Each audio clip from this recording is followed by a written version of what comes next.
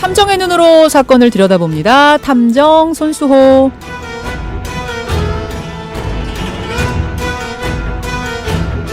손수호 변호사 어서 오십시오. 네, 안녕하세요. 진행 잘하셨어요. 네. 이틀 탈 없이. 네. 이틀 동안 고생해 주셔서 감사드리고 덕분에 잘 쉬고 왔습니다. 예. 오늘 탐정 코너 들어가기 전에 지난주 리뷰를 잠깐 해봐야 될 것 같은데 네. 우리가 그 화성 연쇄살인 사건의 유력 용의자가 지목이 됐다. 지명이 네네. 됐다. 33년 만에 이것으로 지난주에 속보 전달을 하면서 굉장히 반향이 대단했어요. 아이템 급하게 바꿨거든요. 그러니까요. 전날 속보 나오고 바로 저녁에 바꿨는데 좀 보람이 있었습니다. 우리 그 지난주 탐정 선수 기사가 포털 사이트 많이 본 뉴스 2위. 1위는 또 다른 주제였기 때문에 이 화성 뉴스 중에는 가장 많이 본 뉴스 1위를 차지한. 그러니까 저희가 좀 자랑을 하려고 그러는 게 아니라 그만큼 지난주 탐정이 상당히 꼼꼼하고 세심하게 짚어주셨고 그 덕분에 그 탐정을 읽다가 거기서 모티브를 얻은 우리 구용혜 기자가 혈액형 기사를 쓴 거잖아요. 단독으로. 네, 경찰이 지목한 이 용의자가 이춘재가 맞는지에 대한 혼란이 있었잖아요. 예. 그 과정에서 혈액형 때문에 혹시 당시 혼란이 생긴 거 아닌가라는 그런 의문이 일었고 예. 결국 당시 사건 수사에서 경찰이 범인 혈액형 잘못 파악하고 있었던 거를 단독 보도했죠. 그렇죠. 네, 결국 이런 우여곡절 끝에 이춘재가 바로 이 화성 사건 중에서 적어도 3건의 유력한 용의자로 확인된 상황입니다. 예, 그러면서 사실은 용의자 특정된 건 참 박수 보낼 일이고 잘한 일이지만 동시에 그 당시 수사 떠올리면 아쉬움도 남고 그랬어요. 물론 시대 보정은 필요해요. 예. 당시는 30년 전이었습니다. 맞아요. 네, 예. 과학 수사에 대한 개념 정립도 아직 어려웠던 그런 시절인데요. 따라서 지금 기준으로 바라보면 당시 경찰이 억울할 수는 있어요. 예. 하지만 만약 실제로 그 잘못된 혈액형이나 또는 발 크기 이런 그 차이 때문에 의심해야 될 사람을 일찌감치 용의선상에서 배제했다면 또 조사를 진행하고도 확인하지 못하고 풀어졌다면 이건 정말 안타까운 일이거든요. 그렇죠. 특히 화성 사건을 장기간 해결하지 못했기 때문에 경찰 조직이 받았던 비난들, 또 피해자 가족들의 고통, 또 인근 주민을 비롯한 전체 우리 모든 국민들의 불안감, 이걸 생각하면 더더욱 아쉽습니다. 자, 그렇게 일주일이 지났는데 그러니까 DNA가 일치하는 사람을 찾아서 일주일이 지났는데 또 화성 연쇄살인 사건을 들고 오신 이유는? DNA 증거 있지만 이춘재는 범행을 부인하고 있습니다. 계속 부인합니다. 네, 지금 어떤 상황인지 앞으로 어떻게 될지 정리해야 되겠고요. 그리고 또 화성 사건 외에도요. 이춘재 소행이 아닌지 의심되는 유사 사건들이 계속 거론되고 있어요. 한 7건 거론이 되더라고요. 네, 그 사건들 정말 이춘재 소행인지 아니면 미제 사건을 해결하기 위해서 해결한 것처럼 보이기 위해서 이춘재의 소행으로 떠넘기는 건 아닌가. 좀 무리한 건 아닌지 이런 것도 좀 체크해 보시겠다 이거죠? 해야죠. 자, 그럼 현재 수사 상황부터 보겠습니다. 지금 계속해서 자기는 안 했다는 거예요. 그렇습니다. 네. 지금 공소시효가 이미 완성됐잖아요. 맞아요. 안타깝게도 재판을 통한 범죄 사실 확인은 불가능한 상황입니다. 예. 그런데 그에 앞서서 좀 살펴볼 게 있어요. 지금 상황에서 이런 상황에서 좁은 의미의 수사 자체가 가능한가? 재판은 불가능하지만 그래도 좁은 의미로 수사하는 건 가능한가? 이게 무슨 말이에요? 수사라는 게요. 예. 공소제기를 하기 위해서 예. 혐의자를 조사하고 증거를 찾아서 모으는 작업입니다. 예. 즉 공소제기를 위해서 하는 거예요. 그런데 이런 수사는요.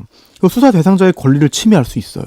당연히 그렇죠. 따라서 요건을 갖춘 경우에만 할 수 있는데 그 요건 중에 하나가 수사의 필요성입니다.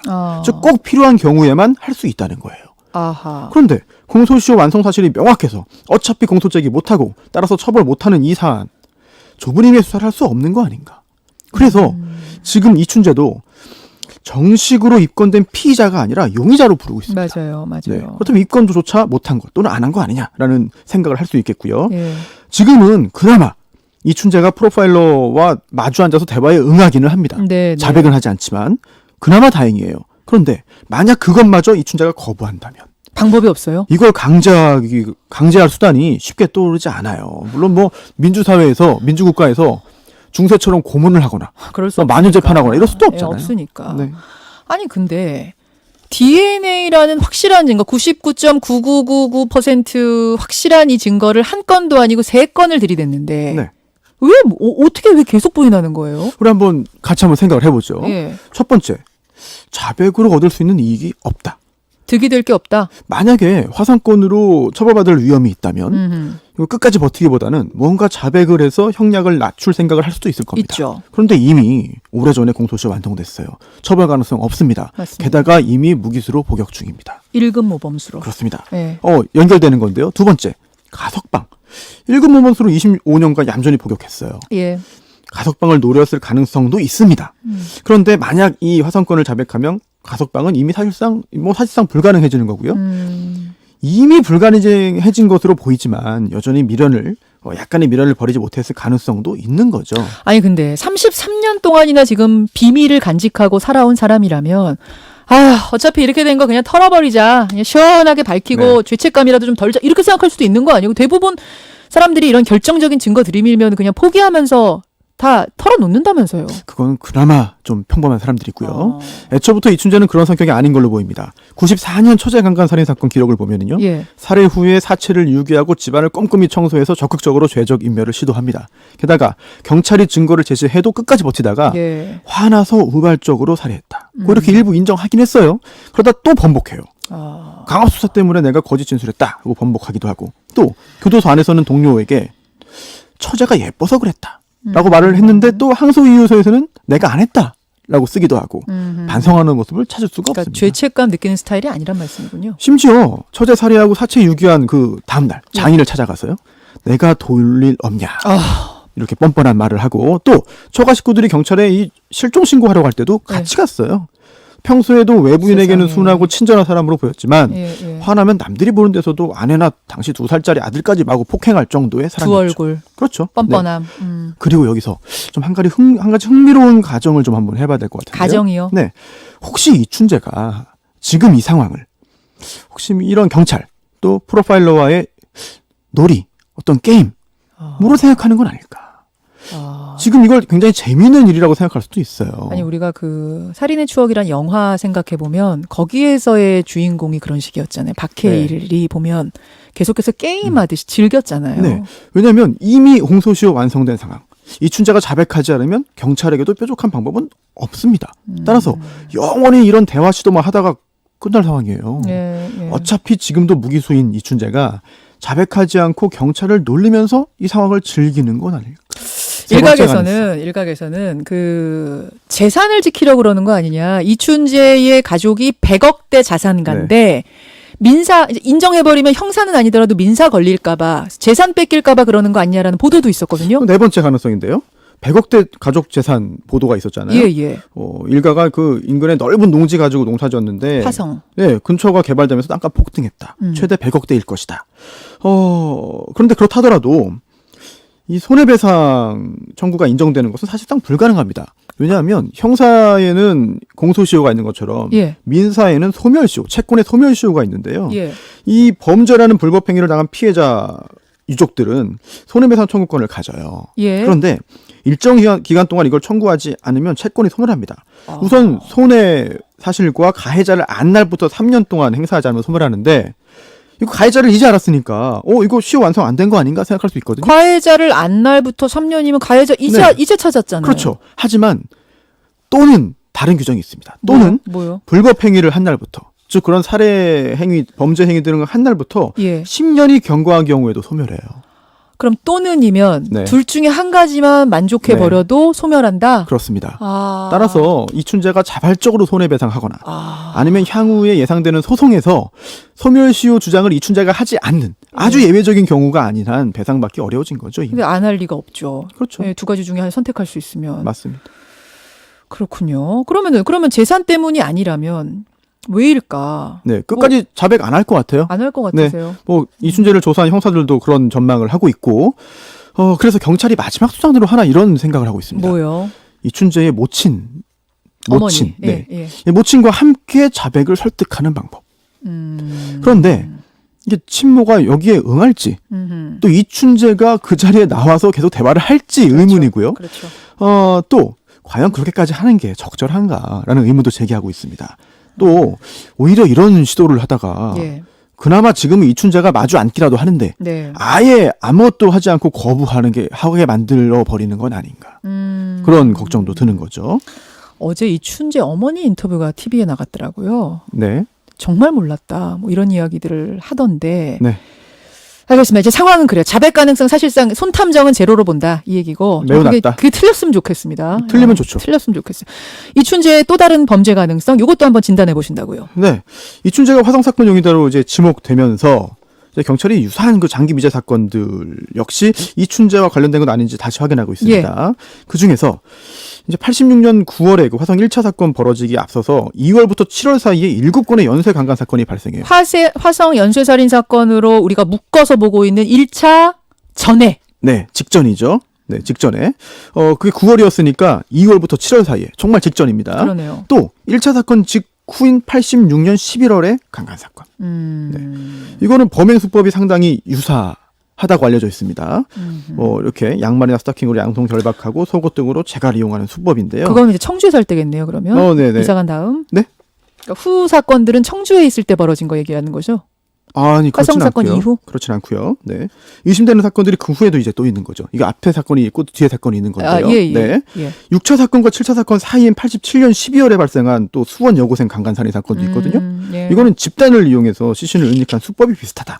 이거는 화성 4, 5, 6차 사건과 유사하다는 거예요. 네. 또 속옷을 이용한 결박 사건, 결박 방법 등도요. 또 그래서 이거를 6차, 7차 사건 사이에 벌어진 놓친 사건 아닌지 확인해야 되는 것이고요.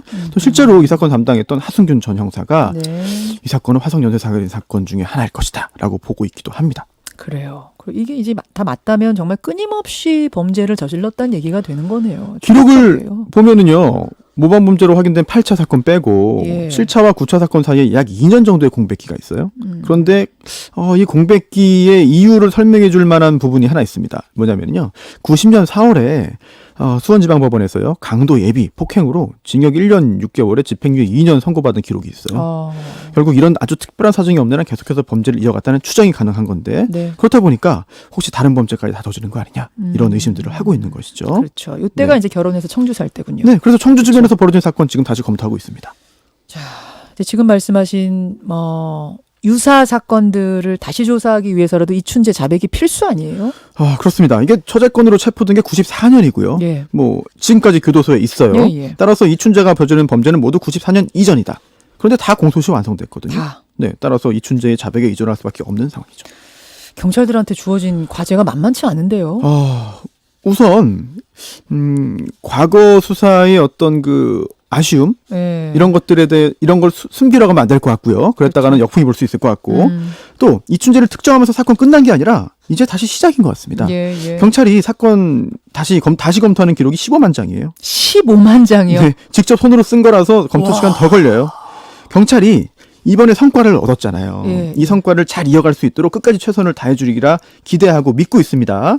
특히 다른 사건도 이번처럼 면밀히 검토하고 과학 증거를 이제 계속해서 찾으면 증거 확보 가능성 충분히 있어 보여요. 그럼요. 앞으로 또 계속해서 과학 수사 기법은 발전할 것이기 때문인데요. 다만 이 화성이나 청주 지역의 미제 사건을 쉽게 이춘재의 범행으로 몰아버리면서 사건을 끝맺으려는 그런 유혹에 빠지면 안 될 것 같습니다. 특히 범행 수법의 동일성, 반복성 이게 화성 사건의 굉장히 중요한 특징이거든요. 따라서 이춘재가 계속해서 참 드리면 안 되는 말씀이지만 힘든 말씀이지만 성공적인 범행을 이어왔어요. 맞아요. 검거되지 않고. 그렇죠. 그런 이춘재가 그 중간에 특이한 양상의 범행을 하진 않았을 겁니다. 그렇다면 범행 수법이 상당히 유사하거나 어찌 보면 동일해야 이춘재의 범행으로 볼 가능성이 높아지는 거거든요. 이런 부분들을 잘 따져야지 인근 지역에서 있었던 모든 미제 사건을 이춘재의 범행으로 쉽게 생각하면 안 될 것 같아요. 그래요. 그 얼굴 공개는 어떻게 되는 거예요? 어제 이제 TV의 한 프로그램에서 공개가 이미 되긴 됐는데 경찰의 입장은 어때요? 공식적으로 아직 경찰이 신상 공개하지는 않았죠. 그렇죠? 지금 법리 검토를 하고 있다는데요. 전례가 없어서 검토가 필요하다는 입장이에요. 다만 아까 말씀드렸듯이 과연 수사가 가능하냐? 피의자로 볼 수 있냐? 그냥 특강법 보면은요. 피의자의 신상 공개예요. 즉 이춘재가 피의자여야만 경찰이 해당 규정에 의해서 신상 공개할 수 있는데 여전히 경찰은 피의자라는 용어 쓰지 않고 용의자라고 하고 있습니다. 맞아요. 이 부분 고민이 많은 것 같습니다. 처음 있는 일이기 때문에 법리검토도 필요합니다. 이춘재 어머니는요. 우리 남편이나 우리 집안 시동생들도 다 착했는데 이춘재 얘가 왜 이렇게 돼서 내 가슴이 천갈래 만갈래로 찢어지는 것 같다. 불량한 애라면 모르겠는데 나쁘고 그런 애가 아니었다. 회사 다녔지, 군대 잘 갔다 왔지, 농사일 잘 도와줬지.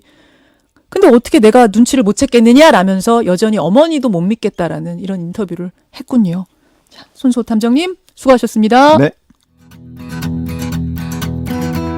김현정의 뉴스쇼는 청취자 여러분의 참여로 이루어집니다. 트위터, 페이스북, 레인보우 게시판, 그리고 단문 50원, 장문 100원의 유료 문자 샵 1212, 우물정 1212 통해 참여하실 수 있습니다. 김현정의 뉴스쇼, 여러분과 함께 만듭니다.